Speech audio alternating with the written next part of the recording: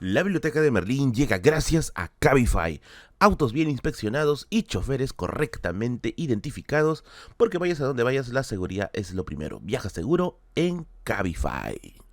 La biblioteca de Merlín llega gracias a KSS Canadá, una agencia peruana con oficina en Lima que te permitirá lograr el éxito profesional gracias a sus programas de estudio en Canadá, tanto en escuelas como en universidades, guiándote en todo momento y con la atención más personalizada del mercado. Únete a sus miles de historias de éxito y atrévete a superar tus límites con KSS Canadá. Yo recuerdo que hace mucho pero mucho tiempo yo no era muy partidario de comer la quinoa, y es que no me sabía absolutamente a nada, y bueno, también de niño uno a veces no valora algunos alimentos. Y una de las cosas que me llamó mucho la atención es que mis padres me decían: debes comer la quinoa porque gracias a este alimento los incas nunca se enfermaban y vivían cientos de años. Evidentemente en la niñez uno se asimila a lo que le cuentan por todos lados, pero ya en la madurez tú dices: no creo que una persona haya pasado toda su vida sin enfermarse, y menos aún pasar esa barrera de los 100 años. Claro, es cierto que hoy en día hay personas que pasan esa barrera, pero no es que sea un denominador común. Es por eso que esta semana dije: vamos a hacer una investigación acerca de qué se enfermaban los incas, cuáles eran las enfermedades que más les atrapaban y sobre todo cómo ellos procesaban la idea de tener una enfermedad, porque hay que recordar que no es lo mismo estar enfermo hoy en día con todos los avances científicos de la época a estar enfermo en aquellos tiempos en los que la connotación podía ser distinta. Así que sin dilatar más el tiempo, yo soy Merlín, atrás de la cámara está mi gato Bigotes y esto es la biblioteca de Merlín, explicándote de qué se enfermaban los incas y cómo veían ellos el tema de las enfermedades.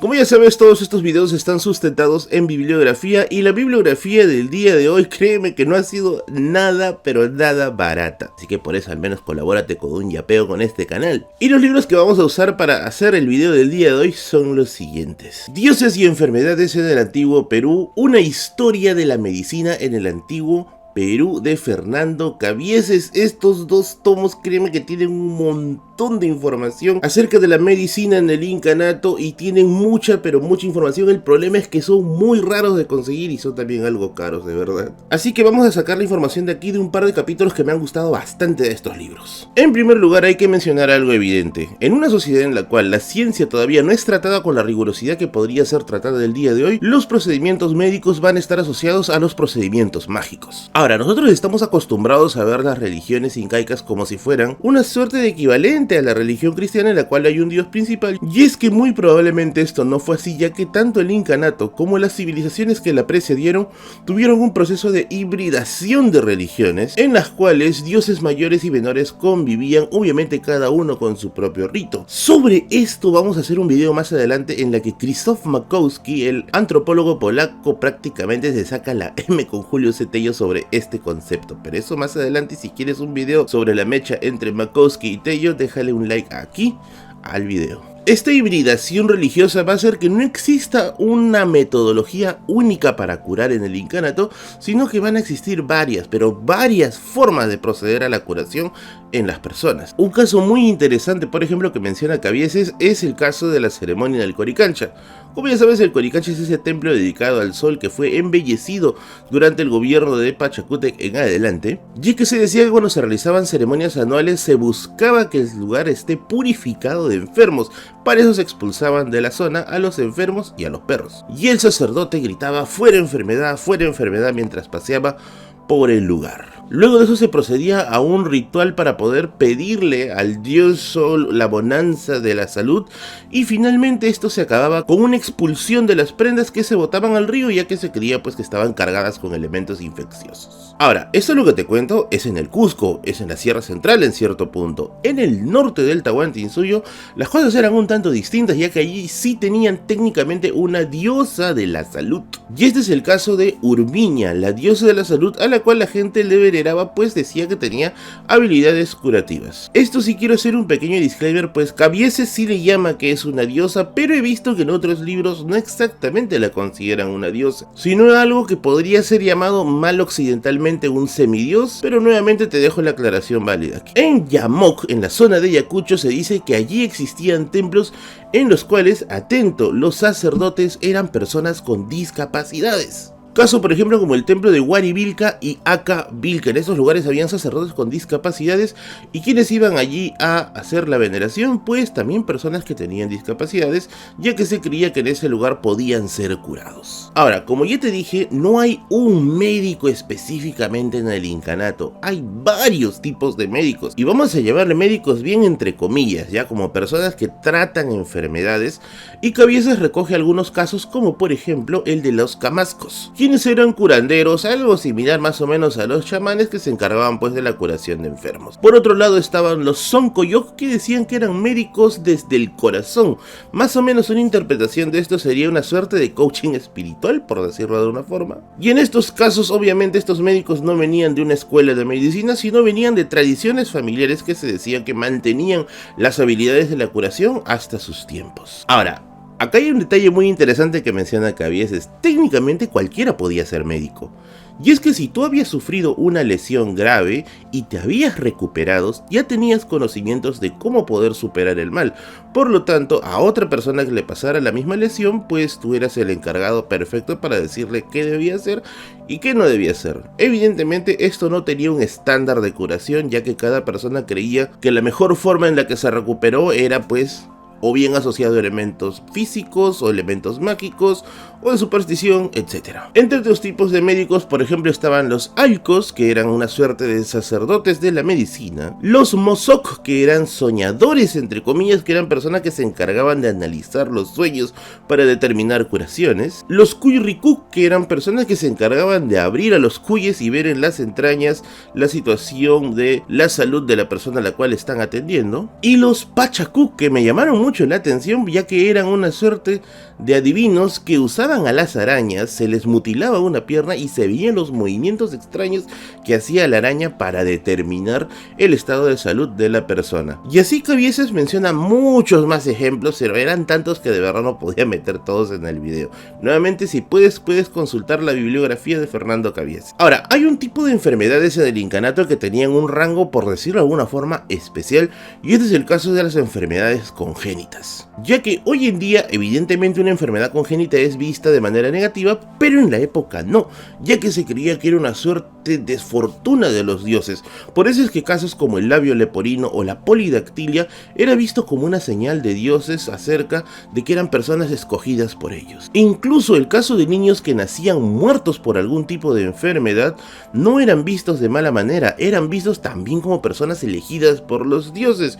Un caso que menciona Cabieces aquí es que estos niños eran guardados posteriormente en jarrones y eran conservados para la veneración posterior. Y ahora sí vamos con el apartado de las enfermedades que se podría decir más comunes y polémicas del incanato. Un caso que ha despertado mucho pero mucho debate es el caso de la sífilis, ya que se cree que la sífilis fue traída a perros europeos, pero Julio Cetello cree que la sífilis pudo haber tenido su origen en el Perú.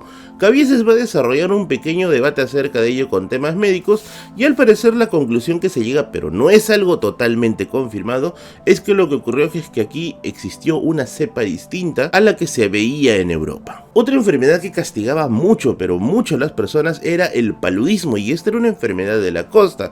Evidentemente, a raíz de las acumulaciones de agua, los vectores de infección del paludismo se disparaban, y cuando los ejércitos de la sierra bajaban a la costa para hacer las conquistas, el paludismo era una de las enfermedades más pero más temidas. Un caso que cuenta Cabieces es por ejemplo el caso de los ejércitos de Pachacute, que cuando venían a la costa se sentían pues agobiados por la gran cantidad de estos mosquitos que generaban esta enfermedad. Otra enfermedad a la que también se le atribuye al incanato es los casos de tuberculosis, ya que se podría afirmar de que la tuberculosis aparecía en momentos de hambruna del Tahuantinsuyo o también en momentos donde ya estaba previamente otra peste. La verruga va a ser otra de las grandes enfermedades que van a azotar estos territorios antes de la llegada de los europeos, y va a ser particularmente una situación muy complicada para los mismos europeos. Y aquí vamos a hacer un pequeño paréntesis. Mucho se habla acerca de los europeos que traen enfermedades nuevas y prácticamente fulminan a los americanos aquí, pero también ocurrió una situación contraria. Claro, no en las mismas proporciones, pero muchas enfermedades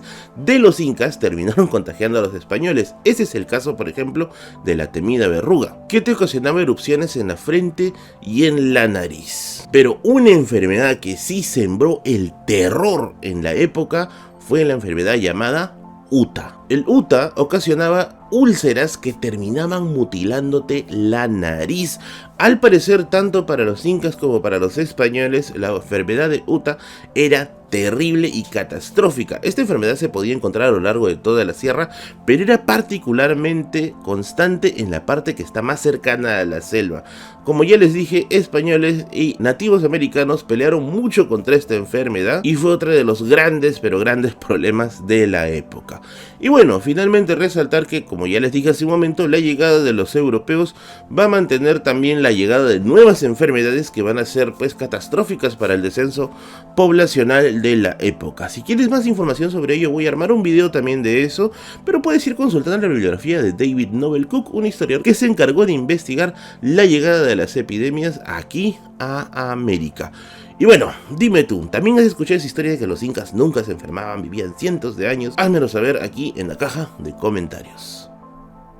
Este video llega gracias a la librería Solo para Fumadores. El libro que buscas está allí. Libros de historia, sociología, antropología, historia, literatura y más. Todos esos libros que siempre has querido para tu colección, para tu tesis, para tu trabajo de investigación o para tu lectura personal o quizá para un regalo, lo encuentras allí. En Girón Camarán 936, a 1,5 cuadras de la Plaza San Martín. Ya sabes, Solo para Fumadores está allí con todas las novedades editoriales, con todo lo último en publicaciones, y visítalos y checa todas sus redes sociales que tienen cosas muy pero muy buenas.